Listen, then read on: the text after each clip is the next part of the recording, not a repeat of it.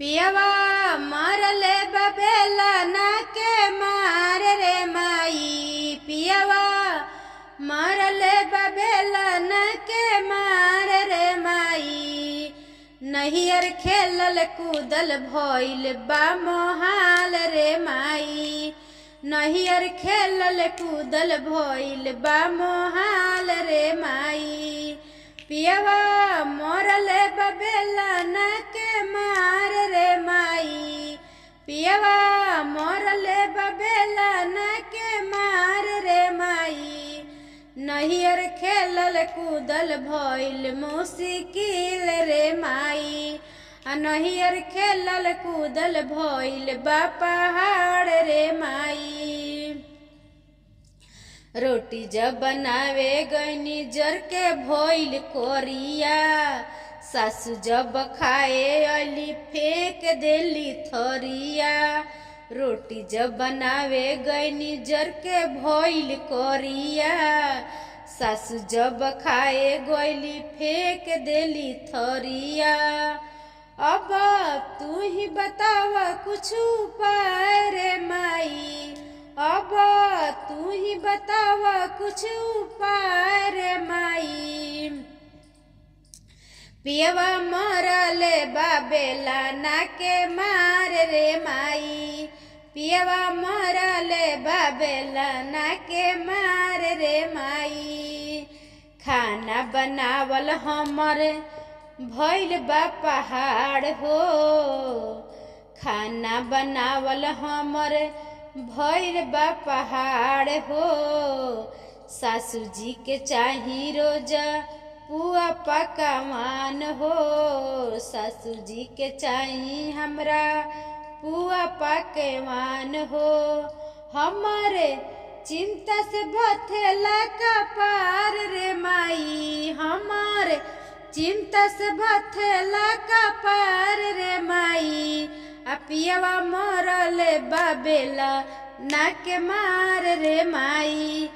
पियवा मरले बबेला ना के मार रे माई। मसूरी के दाल देके चलिया शिवानी। मसूरी के दाल देके चलिया शिवानी।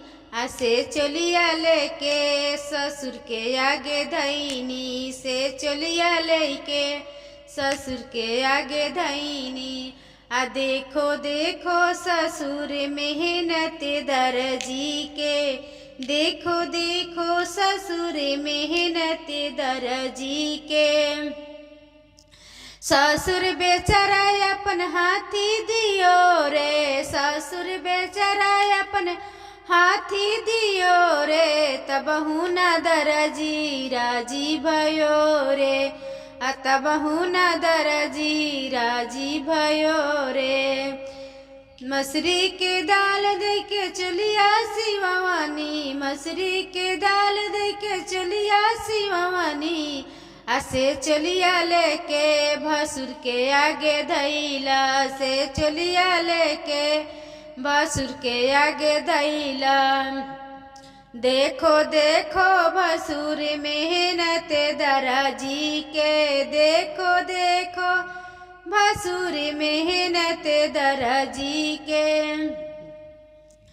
भसुर बेचारा अपन घोड़ा दियो रे। भसुर बेचारा अपन घोड़ा दियो रे। तबहु न दर्जी राजी भयो रे। तबहु न दर्जी राजी भयो रे। मसूरी के दाल देके चोली सिवावाला। मसूरी के दाल देके चोली सिवावाला। से चोली लेके देवर के आगे धैला। से चोली लेके देवर के आगे धैला। देखो देखो देवर दर। देखो देखो देवर दर्जी मेहनत के। देखो देखो देवर दर्जी मेहनत के।